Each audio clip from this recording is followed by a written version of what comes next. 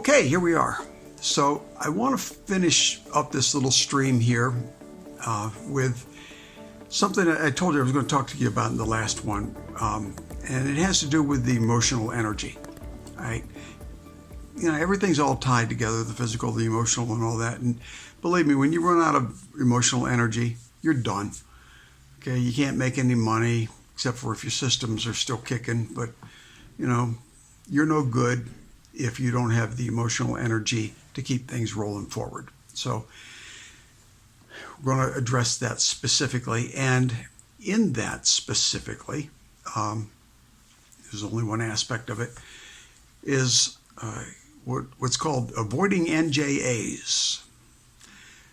When I think I mentioned earlier that I did a little stint as a marketing consultant, made plenty of money for some other people, no money for me, right? But when I was at training, the guy that was teaching us this stuff had this bit of one of the things on his list was for us to be successful as consultants was to avoid NJAs.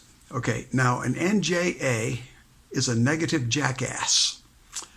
And so it makes sense. Let's avoid all those negative jackasses, right? And a negative jackass, of course, is a person who he's just a naysayer. He's got all the reasons why you can't do it. These people are either afraid or envious. They don't want you to have success. I mean, there's 11 different reasons why they might be saying no, no, no when you want to just move forward, right? An NJA, these jackasses will poop on your parade all day long if you let them. So don't let them. We have had recently in our lives some NJAs. I have a neighbor who's actually a pretty nice person, but just lives with regret and, you know, just, well, I shouldn't have done this. I shouldn't have done that. You know, oh, I shouldn't have. And, you know, he'd say, you know, I have actually said, don't tell me that stuff. You know, I've already heard it too many times over too many years. Stop it. And, you know, that's an odd thing to say to your neighbor, right? But I have. It didn't do me any good. And then another fella from someplace else. Anyway, this guy was always all full of just occupying the airwaves. And anyway, he was a real downer to be around. I don't want to go into that too much. But anyway, in both cases, you know, I didn't want to be around him, but I didn't have the smarts, even though I'm smart enough to give you this talk. Was I doing it in my own life? Not with those two people. Left them there. And they dragged me down. They dragged my wife down, too. And as it turned out, we did. We limited contact with one person, and the other one we don't have contact with at all. And do you know what? My life feels lighter. I can tell that I'm just better off without these people weighing me down. That's what we're talking about for you too. So you keep those people out of your life. If you got them in your life, and some of them may be very close to you. I mean, what if I'm talking to you about your wife or your husband?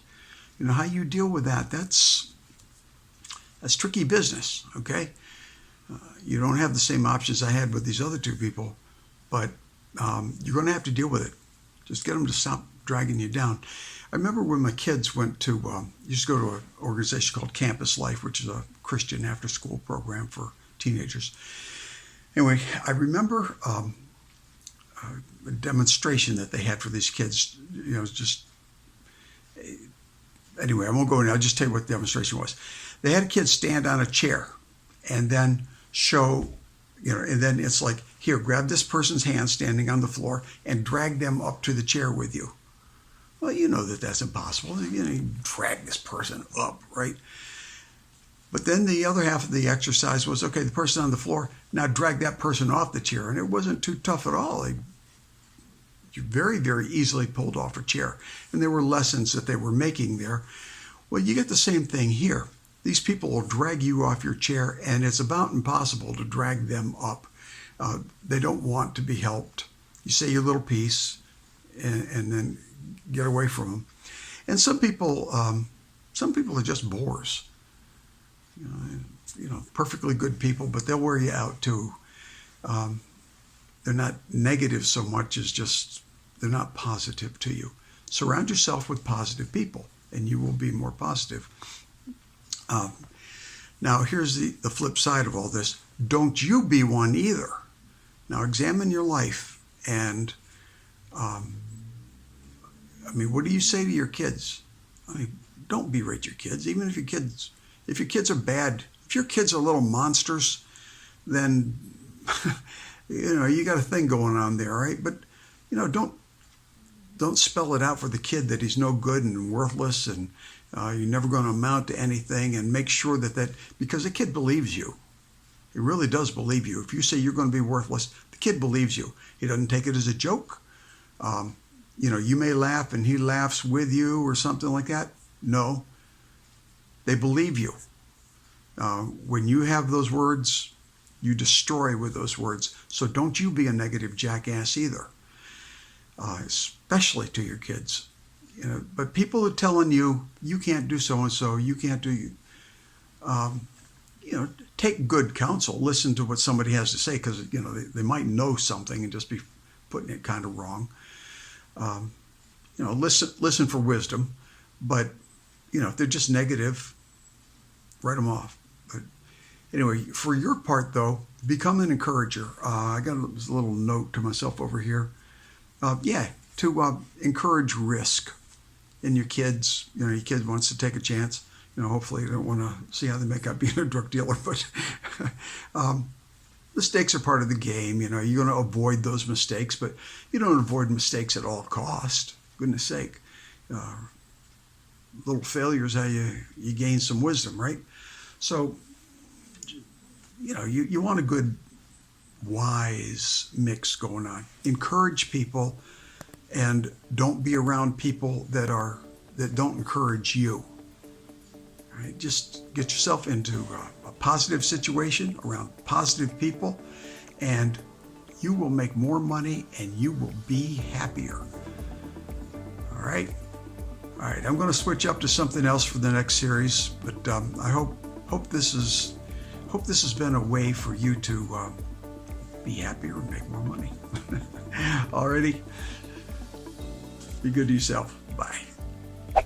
Hey friends, I hope this was useful to you. Would you do something for me? Would you please share this with anybody you know that ought to hear it too? And then would you please give me the thumbs up and subscribe, right? That's kind of important on these things. Feel free to leave comments. All right, thanks a lot. And now get out there and do some winning.